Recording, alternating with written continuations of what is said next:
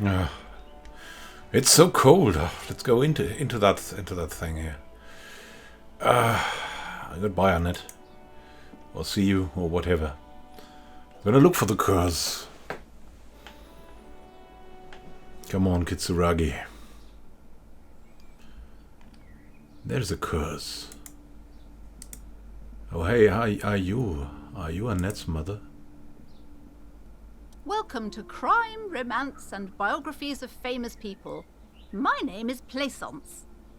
The clerk extends a greeting. Be welcome, and please take responsibility for the energy you bring into this space. Energy, yeah. Before we go on, you seem to be well off enough. Can you give me some money? I feel there won't be an opportune moment to ask later. Sir, don't be ridiculous. I certainly will not give you money. I would be doing you a grave psychic disfavour. One has to earn one's success, even if one is a police officer. Handouts are nothing but manipulation. All they do is make you dependent. But they solve problems. Certainly there are good things to be said about dependence. Oh. What was that about the spirits? But we're in this together. It worked with Kitsuragi. Maybe it will work with her. It would forge ties between us working people. Good practice for fighting our common enemy. Now, hey there. Sounds like someone isn't taking responsibility for the energy they bring into this space. Fighting enemy. My philosophy is everyone just getting along. So you're the owner? I am. The proudest owner of our little shop of culture. Her voice is high-pitched, as if to give it more penetration. Why is your daughter freezing? The girl outside mentioned that this place is cursed. Cursed? Who said that? Annette? I will have a word with her. This place is not cursed. It has a robustly magnetic energy. Good for commercial activity. My business is thriving, sir. Yeah, we just came in and now it's thriving, eh? What in God's name is she talking about? So, is that little girl outside freezing because of you? Annette, yes, my daughter. I hope she wasn't slacking off again with her nose in science fiction. Tell me, was she at her post doing her job like a proper girl? Yes, she was. Wonderful. Did you talk to her? Yeah. Great. On a scale of 1 to 10, how compelled were you to buy books after talking with her? Her opinion of her daughter depends on how well she lured you into the store. Let's help her. Goodness, that's such a bullhead. 10, she's certainly very polite and helpful. My precious, her dedication brings joy to my heart.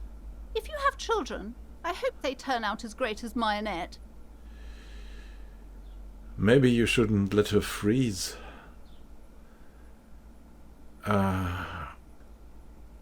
We won't tell her about the nails. That won't help.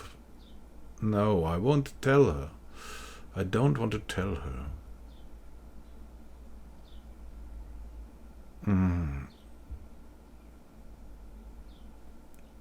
I think you're handling her wrong. Mind your own business, sir. In our society, people don't get to tell each other how to raise their children. It's none of your or anyone's business. Denial is the way she copes with criticism.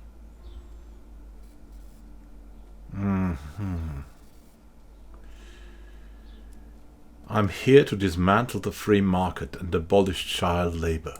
You must be kidding. There's nothing like that happening. It depends. How much do you pay your kid? Good, sir. What does a young child do with money anyway? No, I save it for her, as a fund. She's securing her financial future out there. Such criminal behavior would not happen in more developed countries.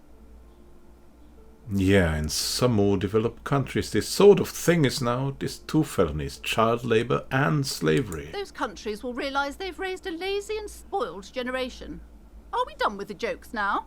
Yes, we've had quite enough fun here. Right. Kim Kitsuragi taps his foot. Okay, change the subject. I don't want to tell you about your daughter chewing her nails. The woman before you scans the store, her shoulders rigid and tense. Every now and then, she nudges her glasses. What if I want to buy a book? Then why are you talking to me? Everything is on the shelves to browse. Don't you feel compelled to buy anything? See those shelves there? Go. Be drawn. Oh, so what types of books do you have? Everything is on the shelves. Take a look yourself. The Wow. shelves compel you, don't they? The shelves. Wow, you're quite the seller, aren't you? She's attempting to mentally direct you towards the shelves. She only wants you to buy the goods. She doesn't care about the books. Do you even know what books you have? Truth be told, not really. My sister brings in most of the goods. I'm sure it's all very literary stuff with well-written prose. But you don't learn about the important things in life from fabricated stories. Shouldn't a storekeeper know about her wares? I provide a valuable service. As long as people buy books, I'm fine. She wiggles her bony fingers at you. Where do you learn about the important The things? truth is available if you just know where to look. And you have to open and free your mind to understand. She nods at you cryptically. All right, I'll take a look then.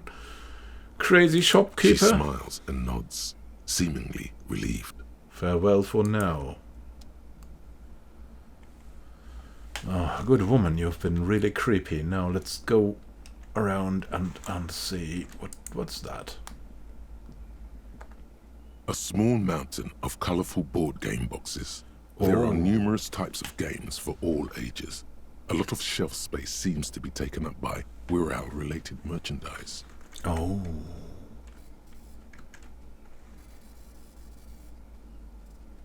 We'll look through it. An endless variety of source books, lore books, and codices litter the table. The topmost book is titled Welkin Compendium, 2nd edition.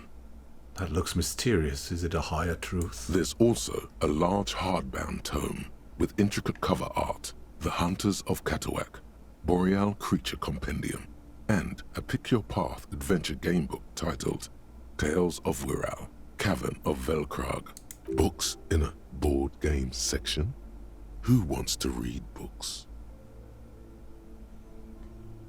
Anything that catches my eye? There's a box that says Wirral, 3rd edition Mega Setting Supplements Module. The side panel notes, a fantastique adventure board game, new maps and miniatures.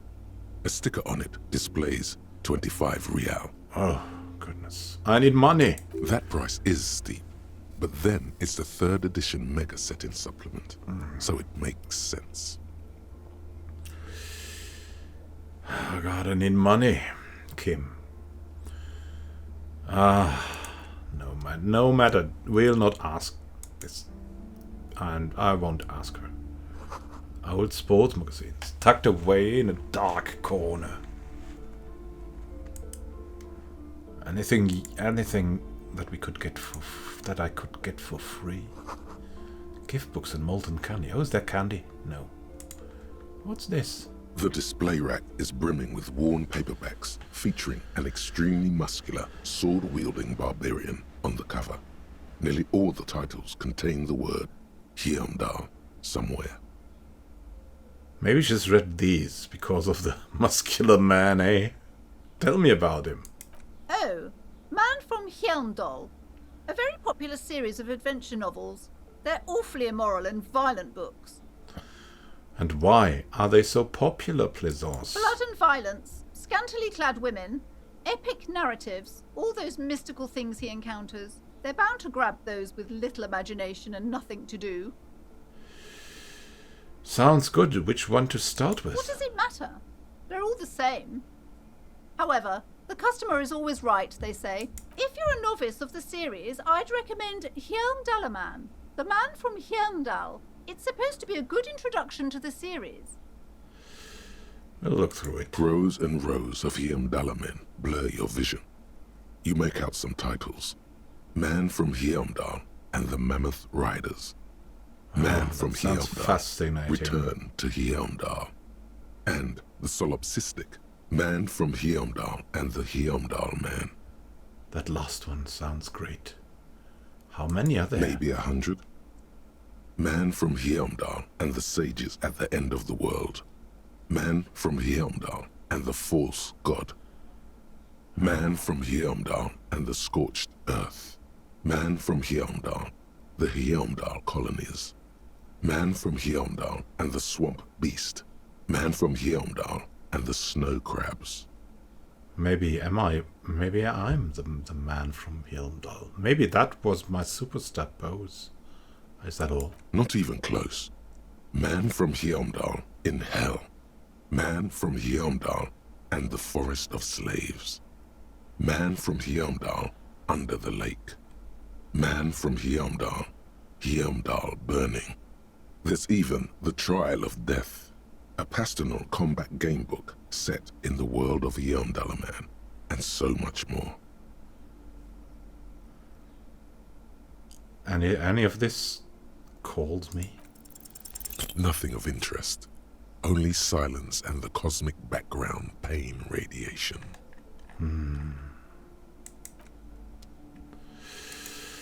Now, where's the curse? Where's the curse? Is the curse here at that old typewriter? What is that, acacia? The book collects the national recipes of Arda. They're all about lake trout.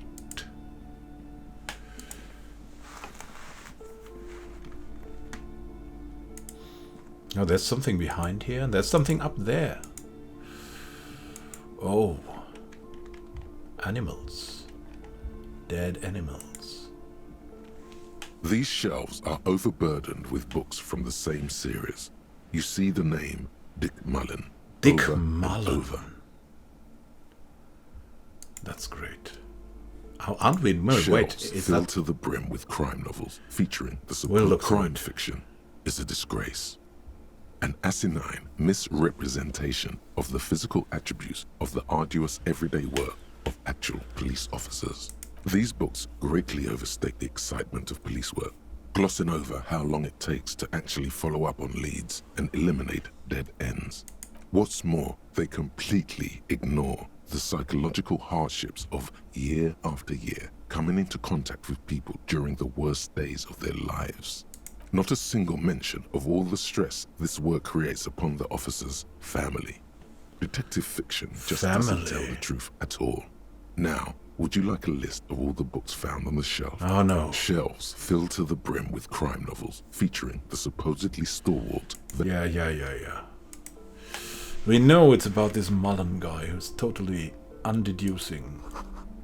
Quaint picture book brochure. Colorful. It's nice. A tome of fascist magic.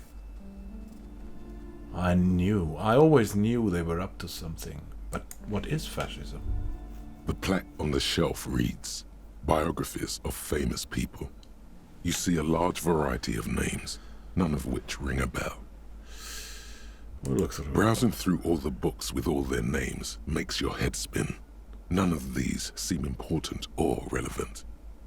It's all just vapid egoism. Suddenly, a particularly odd title catches your eye.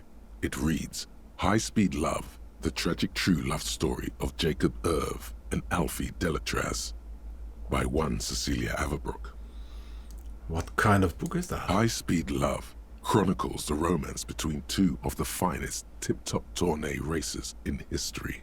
One of them is the madcap driver, Jacob Irv. His blonde mane graces the cover. Next to Irv's life story, you see a slim biography of an Occidental rock star called the Anti-Star. He's famous for shooting morphine into one of his eyeballs and cocaine into the other. Oh. Next to that, Rivasholian radio personality Guillaume Bevy stands in front of a rundown drug den. He's a permanent fixture on Channel 8, reporting on real-life crime and ruining cops' days.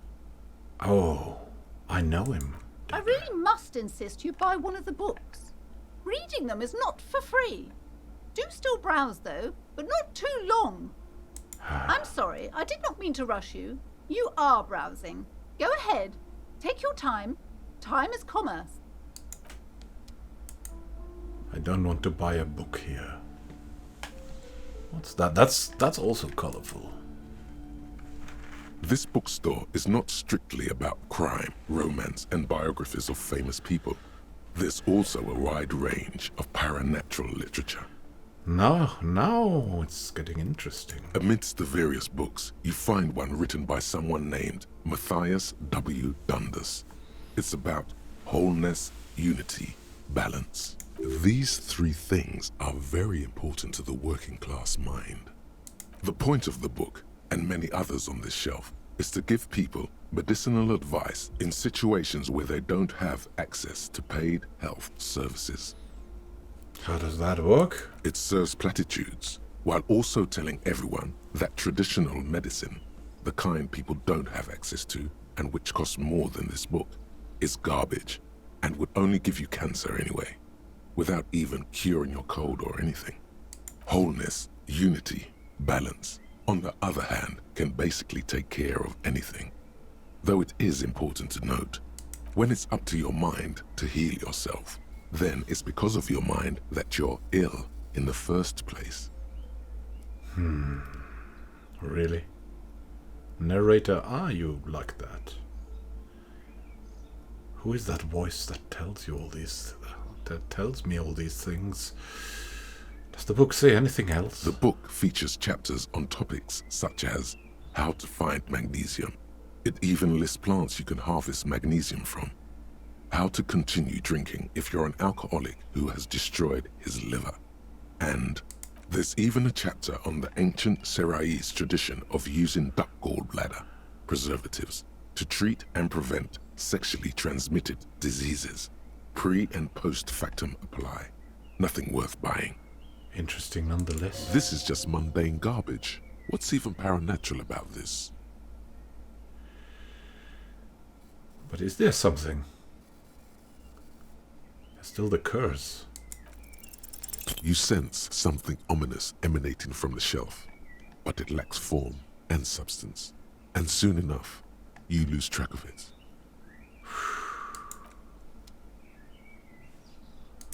And here. Another boring book just discarded here. Oh, what is this map? Is that the quest? Several maps have been attached to a bulletin board hidden inside the alcove. They're held up by small pins. The board has come loose from one corner.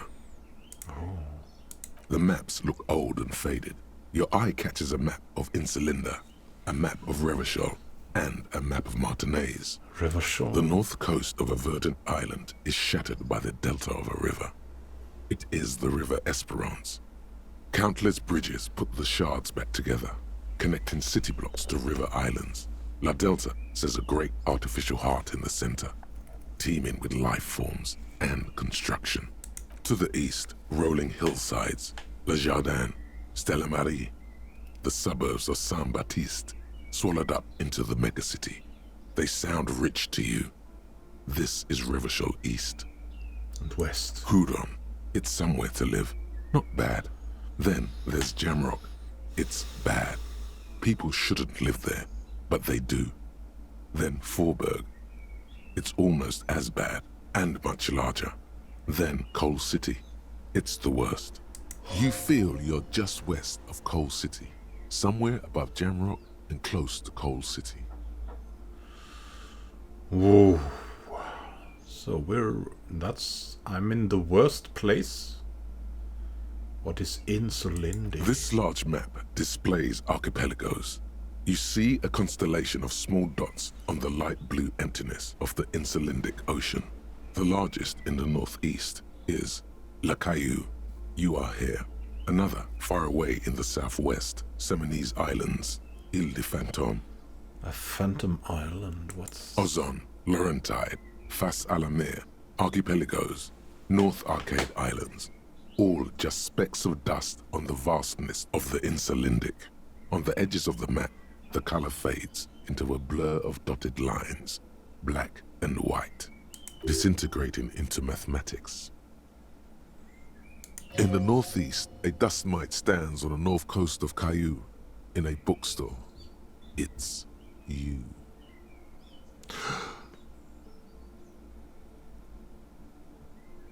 What? Are there cities? You can, on Caillou, Revachol, a single black star, on Ozon, Fondelier, and Vilmandu, on archipelagos, Croyan Moran, Villiers, on Semenine, Olduvai, and on Laurentide, Deora of the Seven Seas. Lost little pearls of light, tiny fires in the dark. 850 million people live on these little dots, an oceanic world of culture and commerce torn apart by history. What about the edges? The ocean breaks apart into a tangle of cosines and azimuths, all pointing into pale nothingness. Windy is the north azimuth. Grad is the northeast azimuth. Samara is the east azimuth. Seol is the west azimuth. Isolas, they're called. Connections to other worlds. Words past the Incelindian, unknown to you. You only know you've never been there. I've never been there. Where have I been? You have little idea what they are. Distant stars, gods, but looking at them makes you feel almost non-existent. Whatever they are, the Isolas are immeasurably large compared to you, and very, very far away. Perhaps they are gods, gods of distance and outer dust. And what's Martinez? Come on. It's not really a map, it's a tourist thing. A picture postcard with buildings on it, drawn from an isometric perspective. A date in the upper right corner says 48. Still, it's detailed. Could be pretty useful for scouting ahead. You see the jagged boxes of an industrial harbor, even the whirling in rags there. That would be useful. But we have no money. Everyone knows the most interesting thing about fascists was their magic. Yeah. The craziness, the weirdness. Hey Kim, have you seen the curse? Yes? Okay, you seem so uninspired. Like a dusty lamp without a light bulb. What's this? You see a set of tattered curtains blocking the way to another room. A strange cage-like trinket dangles from the curtains. Excuse me, officer. The back room is strictly for employees only. What is that trinket? You see some kind of charm, an irregular polyhedron assembled from bones, sticks, and straw. Inside, a disturbing fish head with empty eye sockets stares at you.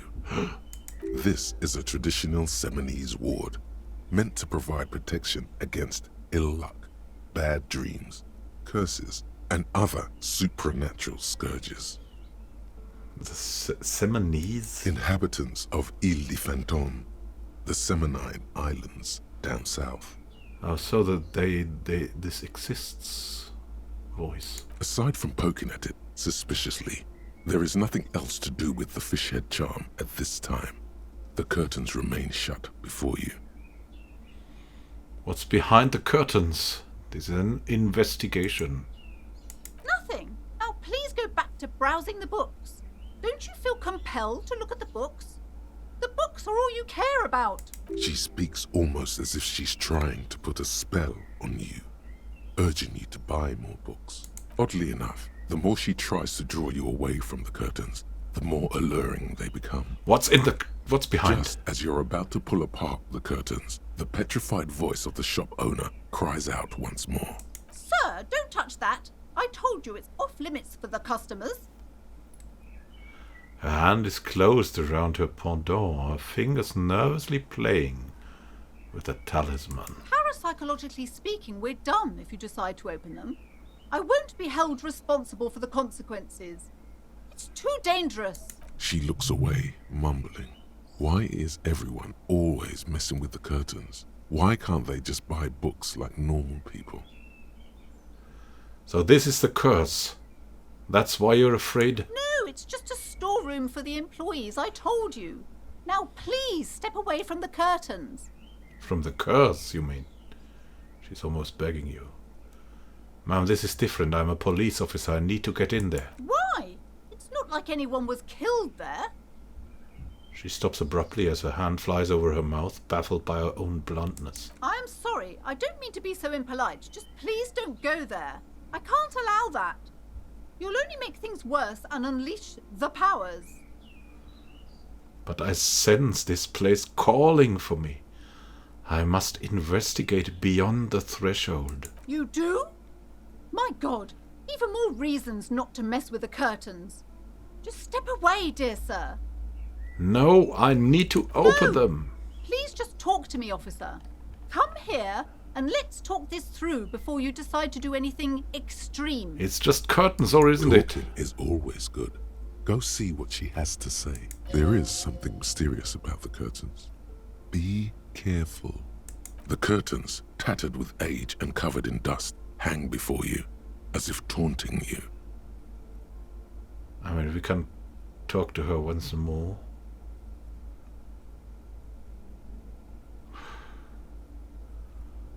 Once more.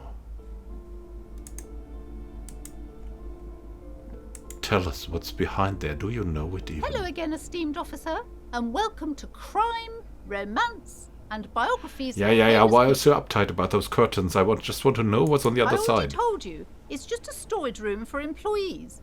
I don't understand why it's so important to you. Just let it go, officer. Go buy some goddamn books. You're supposed to be drawn to the books. If it's just a storage room, why does it have a Simonese ward protecting it? It's just for decoration. She wavers onto your gaze, mouth pressed into a tight-lipped smile, then something breaks. Okay, fine. It's because this place is cursed. Just like Annette said, they don't call it the doomed commercial area for nothing. Are you happy now, officer? Happy that you've ruined everything? She closes her eyes and starts mumbling something to her pendant. Why didn't you just tell me right away it's the curse? It's not good to talk about the curse, not in detail. The negativism, it's dangerous. Talking about the void wraiths angers them. Wow. Void raves. You have new words. How does the curse manifest itself? The curse is so much worse than you could imagine. It's a disease, eating at the very foundation. A shiver runs through the woman as she looks around the dimly lit store. It's the curse of financial distress, of ruin and bankruptcy. She peers at the curtains again. Didn't that curtain just move?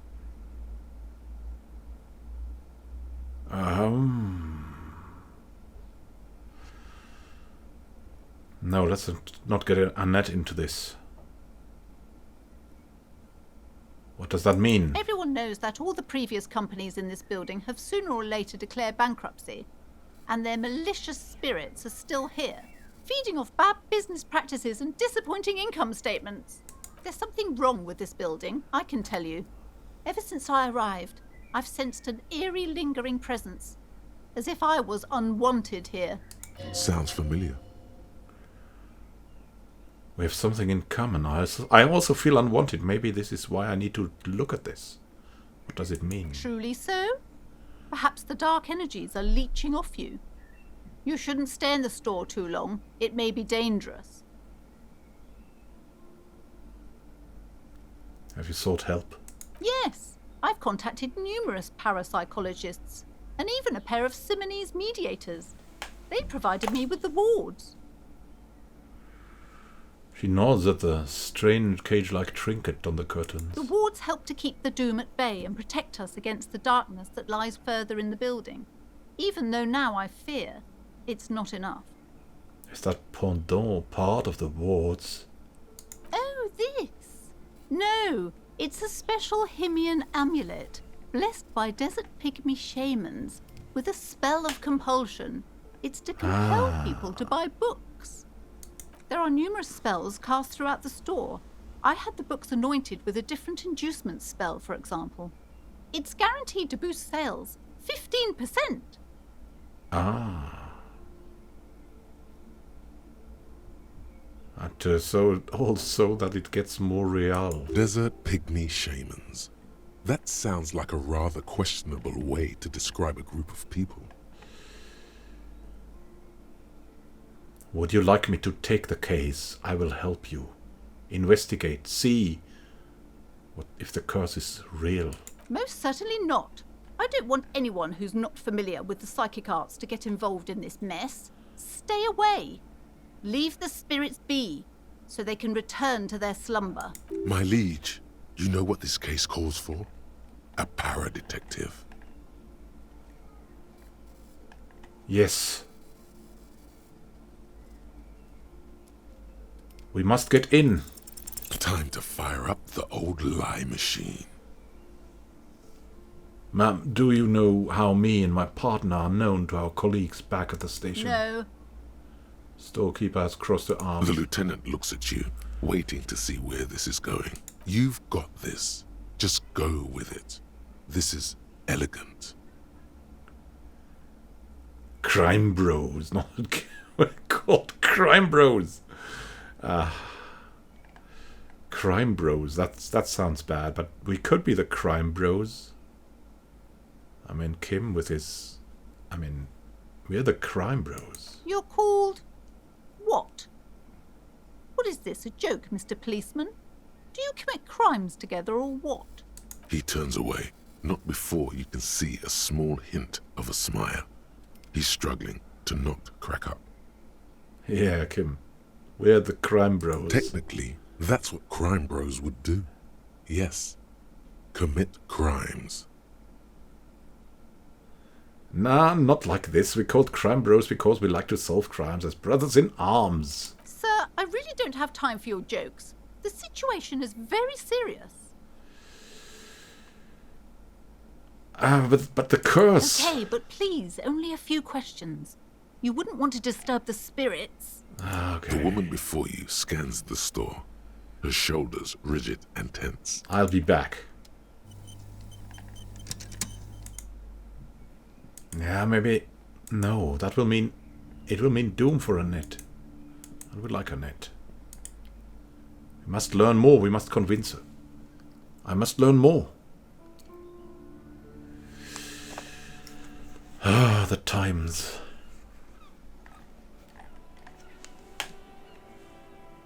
What's this? What's... Hey, Annette. Hi, Ace Detective. Are you here for more books? Oh, yeah. The famous people? Do you know famous people? Oh, kings and queens and generals of old, or artists and writers, or musicians, those kinds of people. There's usually something extraordinary about them. She scratched her cold-ridden cheek, then continues. I think that's why people read them, to find the secrets of their fame. Seems like most people who read those books fail to get more famous from reading them. Reading those doesn't make the readers more famous, does it? But it does make the famous people more famous. She smiles gleefully.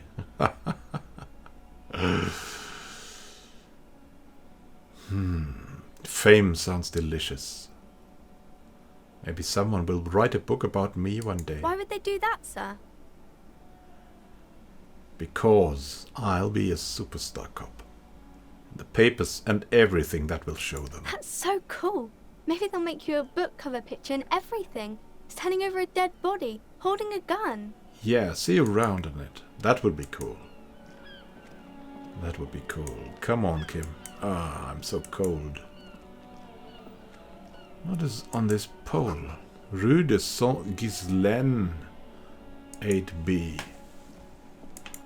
What is this?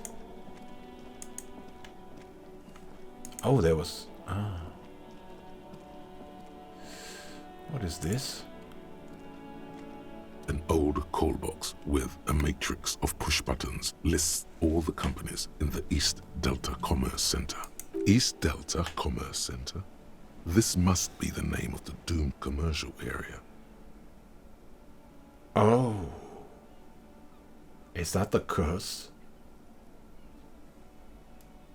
Main hall, building A. An off-key melody starts playing after you ring the doorbell. Then a woman picks up the receiver. Kuno, please stop calling here. Grown-ups don't have time for your stupid games.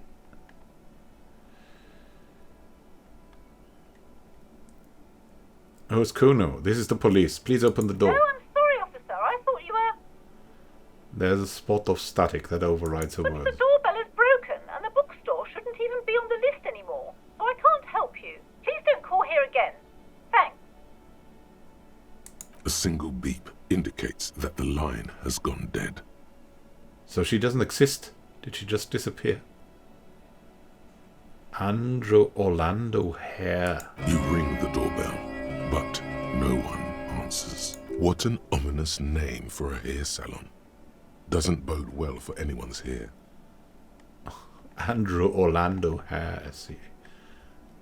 We have to try everything. Artemiteps boxing for young athletes and gym. All you hear is static, but no one answers the call. Maybe we can get the dead spirits 24-hour window. You ring the doorbell, but nothing happens. But we hear it. I hear it. Emma's fashion atelier. You wait for a minute or two, but all you get from the call box is silence. No one answers the call.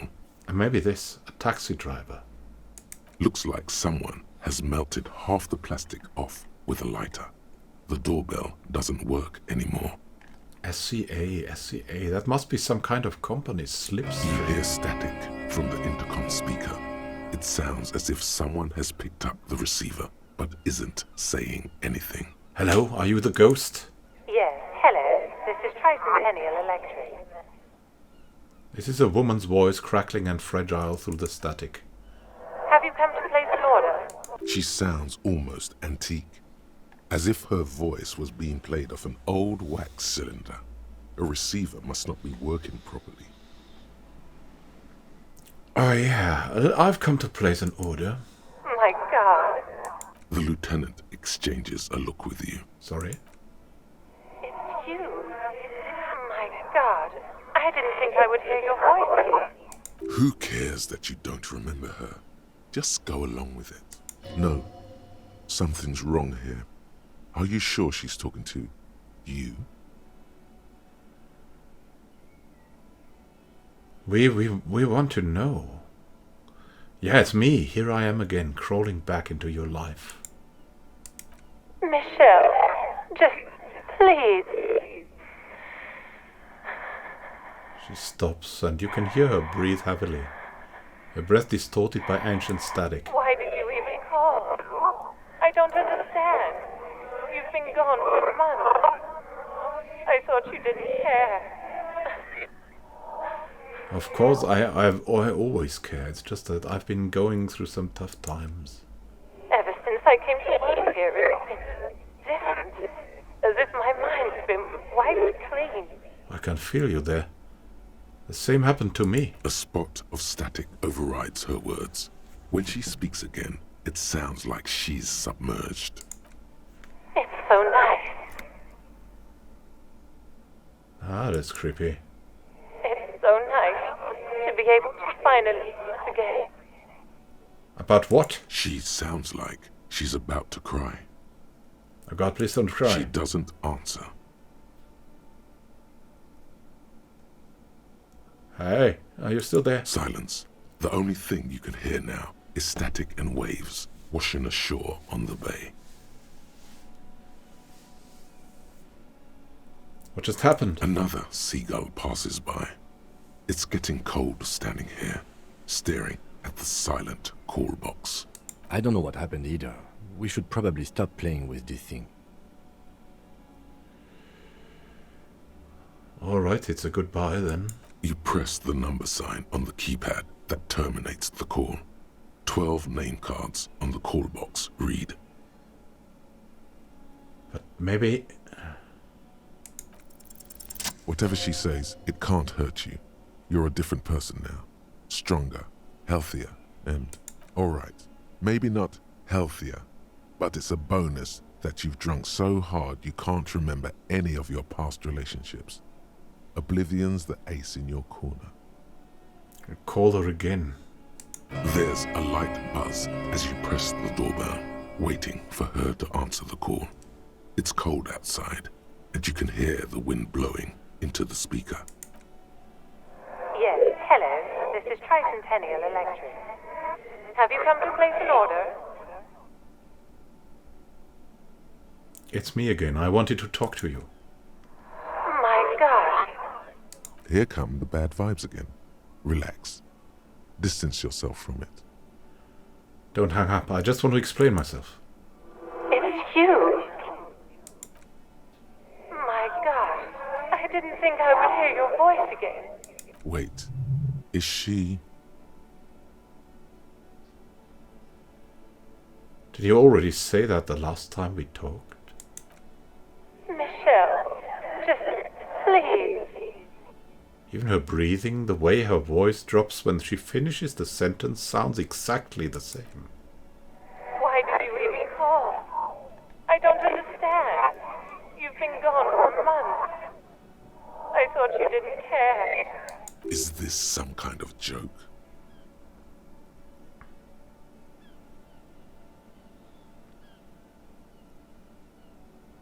Oh. Doesn't matter what I say, you're just going to continue, right? The voice from the intercom doesn't answer, but you can hear her breathing. Wind blows into your microphone again, crackling and echoing in the box. Is it over? Can we talk now?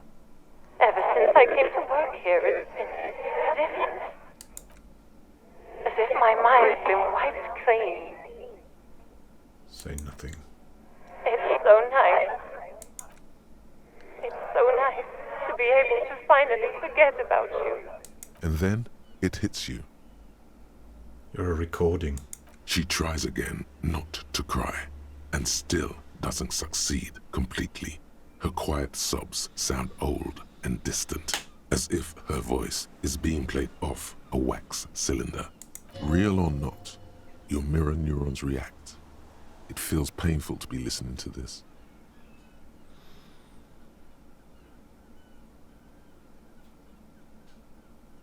Go ahead, ancient recording, cry. Her sound melts into the static from a long-distance phone call. From time to time, you can hear people talking in the distance, but can't make out any words. This is where you hung up the call the last time, but the recording is still going. What's happening? A phone rings in the office with an old-fashioned chime, and someone walks by in a pair of heels. The static is like a warm blanket wrapped around the sounds. Anyone there? No one replies, but the static grows stronger like rainfall.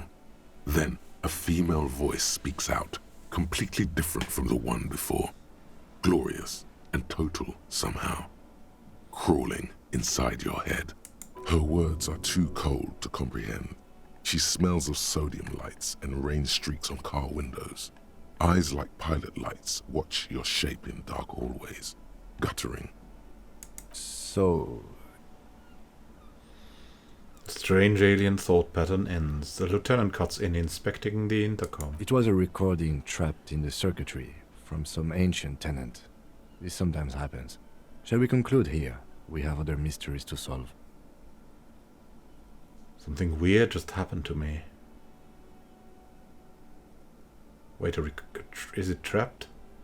In the circuitry? What does that mean? I don't have time to explain it to you right now. Maybe sometime later. He looks at the sea almost wistful. Something weird just happened. Don't take this the wrong way, but during our short stint working together, something weird is almost always happening to you. That is true. Well, this is a lot to take in. I want to take in more. Fortress accident. Silence. No one's home at Fortress Accident. Looks like a fortress of an ancient supervillain, where things always go wrong with him. Ice City River Shoal. Yeah, it's cold. Silence. No one answers the doorbell. Building B, whirling in rags. We can't telephone with that thing. Nothing happens after you ring the doorbell. They don't want to talk to you. Oh, come on. And pinball? Pinball sounds nice. Silence. No one answers your call. And what is the empty one? Is that our memory? This button looks new, but someone has removed the name card. Nothing happens when you try to ring it. Huh. This button looks new. It's probably not connected yet. He takes a step back, inspecting the other names on the list. What's this?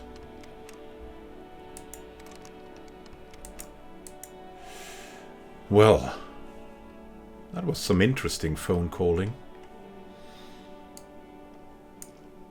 Good that we stopped here. We'll see each other next time when we explore what's in this. Oh, look, there's a boy. Yeah, we'll talk to him next time. Have a great time until next time, and happy gaming. This is Immanuel Can signing out. See you soon.